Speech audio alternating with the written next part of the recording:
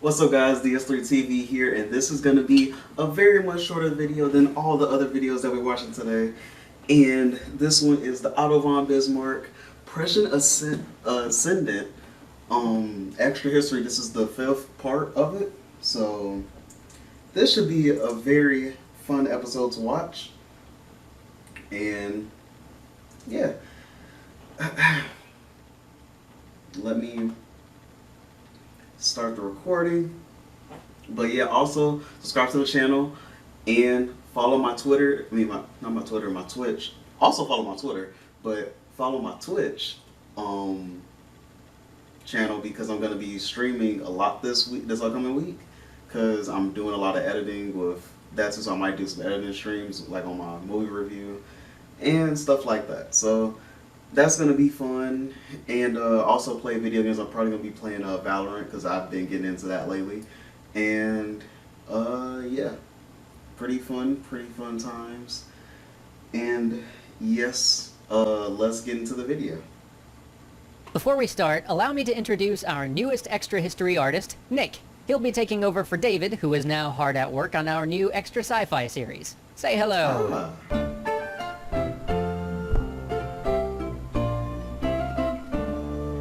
Any increase in power brings an increase in enemies. But to Bismarck, enemies were as useful as friends. With the defeat of Austria and the consolidation of the northern German states into one hegemony ruled by Prussia, Bismarck's eye turned to the next problem: founding Germany. But to do this, he would need to bring all of the southern German states under his control. He knew he couldn't simply annex them by force. He needed a unified Germany. A Germany that felt like a country, not some occupied territory under a foreign rule. And for that, the southern German states would have to come to him willingly, of their own volition. But they had always been aligned with Austria, so how could he get them to volunteer to be absorbed into Prussia? He would need an external threat. Something that would make these states more afraid of other nations, and see Prussia as the benevolent protector and cultural brother that they could turn to in their time of need.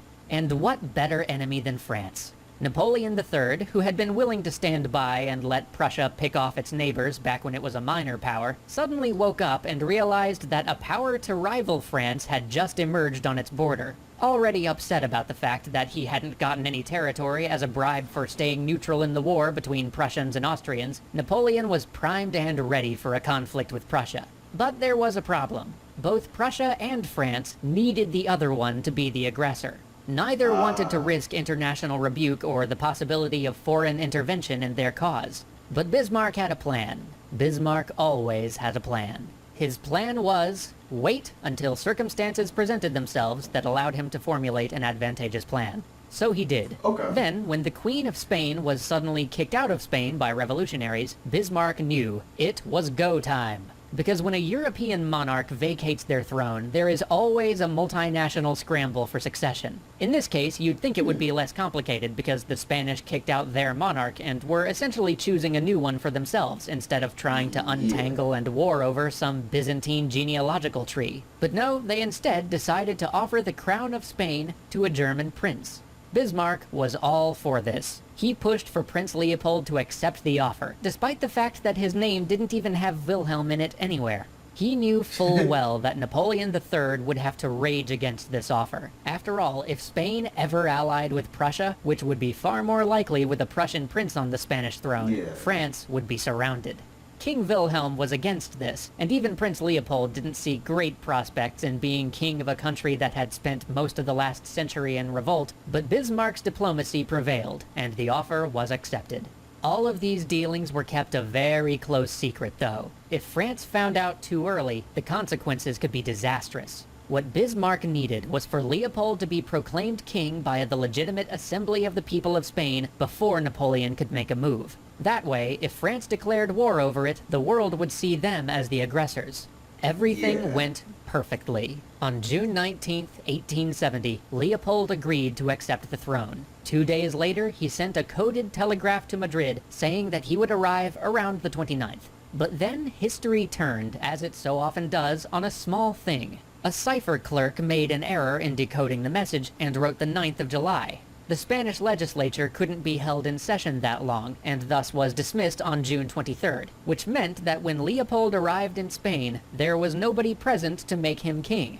People started noticing this Prussian prince kicking around in Madrid fairly quickly, and word reached the French papers. Soon, all of France was up in arms. So, not everything went perfectly. But Bismarck now played the spider, waiting silently. He knew that he couldn't be seen directing affairs. All he had to do was wait for the French to offer some insult, and then pounce on that to have the war he wanted. But he didn't factor in Wilhelm. The king had always been opposed to the prince running off and taking the Spanish throne, so when the French outcry flared up, the Prussian monarch put his foot down and told Leopold to withdraw his nomination. This was a huge diplomatic win for France, but like always, Napoleon III pushed it too far. He sent a diplomat to ask Wilhelm to swear that no Hohenzollern would ever sit on the Spanish throne. The king found this mildly insulting, as there was no way he would promise something like that in perpetuity. And besides, he had already pulled Leopold from the throne, and it wasn't likely to come up again. He felt that he had already been perfectly reasonable about this. So he replied that he could promise no such thing, and sent the French ambassador away. Then he had a quick telegram sent to Bismarck relaying the incident and granting him permission to inform the press. But Bismarck always had a way with vague instructions, and with words. He did indeed inform the press, but the message he passed along to them was carefully edited. It wasn't false, per se. It wasn't even really a misrepresentation. He just omitted some words. He edited. How it sounds like is that he edited, like he just changed some words around. It didn't make it completely wrong, but it wasn't completely true too. Words in such a brilliant way that when the German people read it, they would think the French ambassador had insulted their king. And when the French read it, they would think that the Prussian king had insulted their ambassador.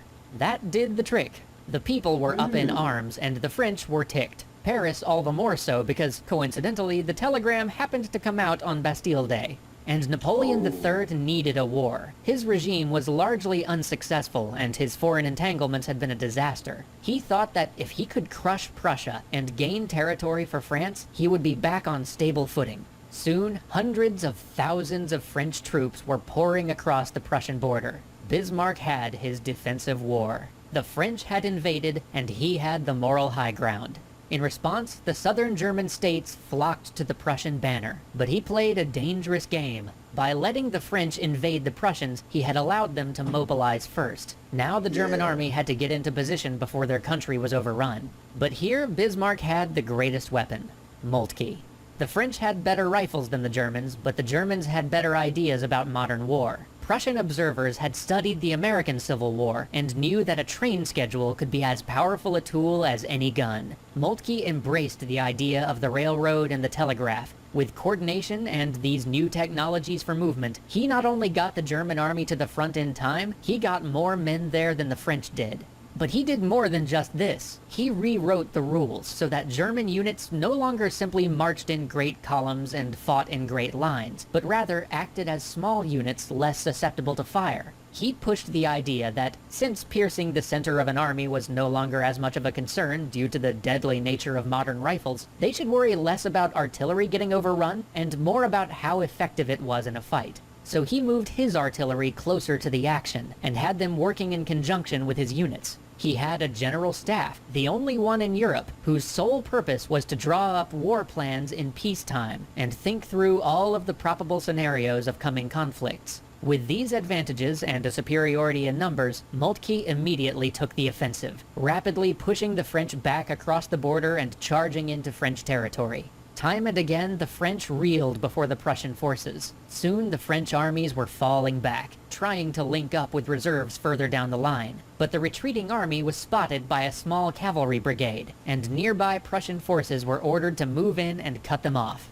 Unfortunately, due to some wild miscalculations by both sides, the Prussians had just sent 30,000 men to engage what turned out to be 130,000. The French were beleaguered and demoralized, but had an overwhelming advantage in men. The Prussians were ready for the fight, but ended up pinned by the French artillery. In desperation, the Prussian commander sent a message to a nearby cavalry commander, saying that the artillery must be cleared.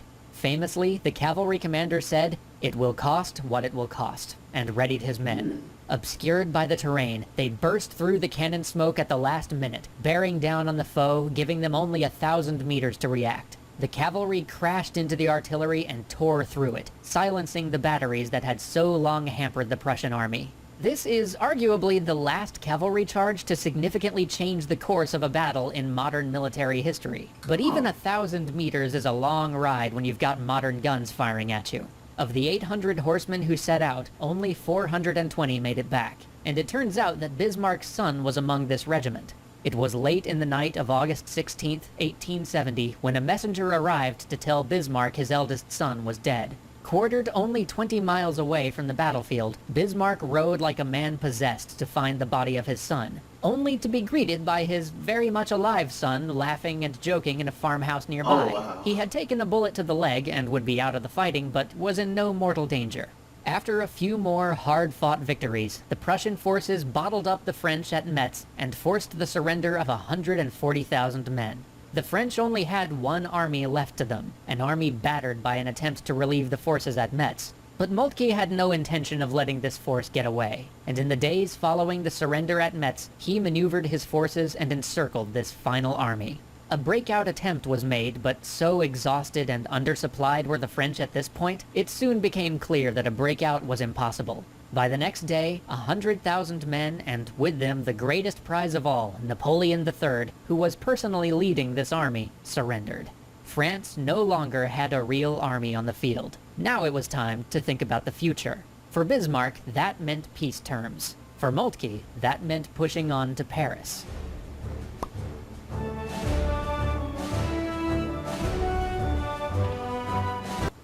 That was a good one. That was a good video. Yeah. So that was a great video. Talk to you guys in the next video, or live stream tonight. I'm sleepy. I've been up for a pretty long time. I don't know how long at this point. But yeah, talk to you guys in the next video, and peace.